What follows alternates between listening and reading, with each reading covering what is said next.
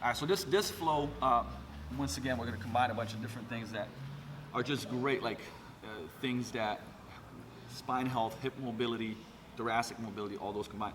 So we're gonna start here in this position and go from like kind of like this yoga position where we're gonna drive our hips up and push our heels into the ground, flatten out our spine. So we wanna get that hamstring stretch here.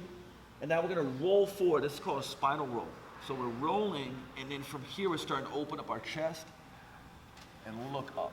Now, I'm dropping my hips to the ground and keeping my elbows locked out. Here's what I like to do in this position, is do some neck mobility. So we're gonna tuck the chin and look up. And you can do this as just keep it for 6 reps to keep it simple, side to side.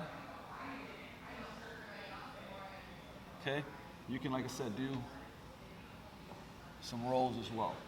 Okay, I wouldn't even, like I said, do a couple of reps of each one. And from here now, I'm gonna go tuck the chin, tuck that chin back in, go back, get that big stretch in my hamstrings, and then the knees are gonna bend down. I'm gonna sit right back down, okay?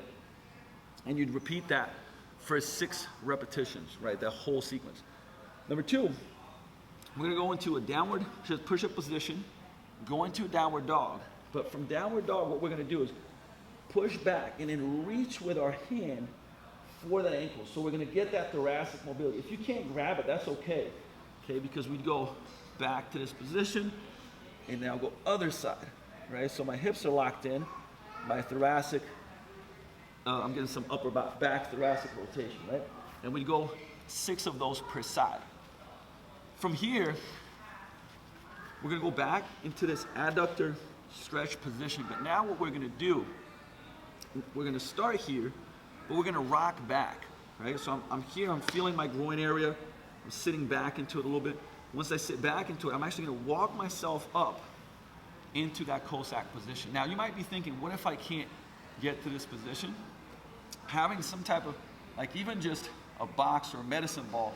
So imagine that if you were here and I had a medicine ball, and as I pushed back, I'd roll back and keep a big med ball just to give support, okay?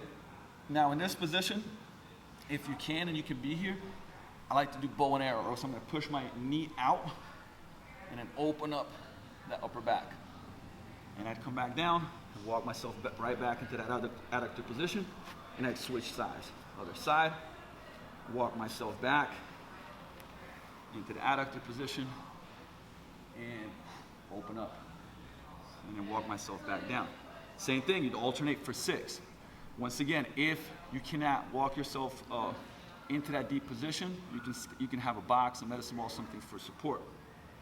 From there, we're gonna lay down and do our hip scorpion. So what we're gonna do is bring our arms out, and we're looking down. I mean, you can put head down, or you can just keep the chin light, like you don't wanna overextend here. And I'm gonna curl my legs. So I'm gonna curl essentially my hamstring, my heel to butt. I'm gonna lift up, and then I'm going to get that heel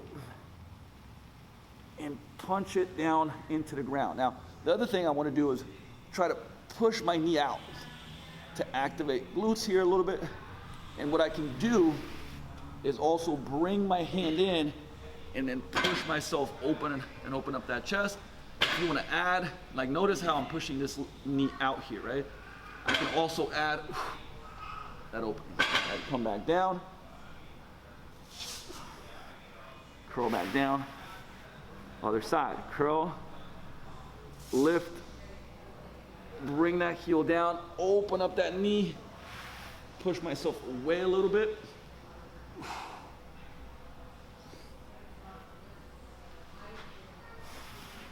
And repeat, okay? Same thing, I would shoot for 6. Depending on your time, like I said, you can do 4 reps, right? You can modify this. And the last one here that we're gonna do is a squat to stand. And like squat to stand is just a fantastic drill for obviously improving the squat pattern, where I'm going to hook my heels, or should I say not my heels, but my toes. I'm gonna hook my toes. If you have the mobility and you can lock out the legs, great. If not, you can keep them bent, but you're gonna feel your hamstring stretch, and you're gonna pull yourself down into that squat position, okay? So notice, I'm still pulling on my toes, I'm pushing my knees out, I'm getting a great posture. I like to do 2 to 3 breaths here. So exhale, inhale into the belly, and again, right? And then I would go back up, feel the hammy stretch. You could even shift. I like shifting the hips a little bit left to right when I'm at the top, and pull yourself back down again, and again. Right, same thing. We would do that for 6 repetitions, taking our time. Put time on the clock. Once again, it's the easiest way to do this is like, how much time do I have? How much time do I want to work on this? 6, 8, 10, 12 minutes.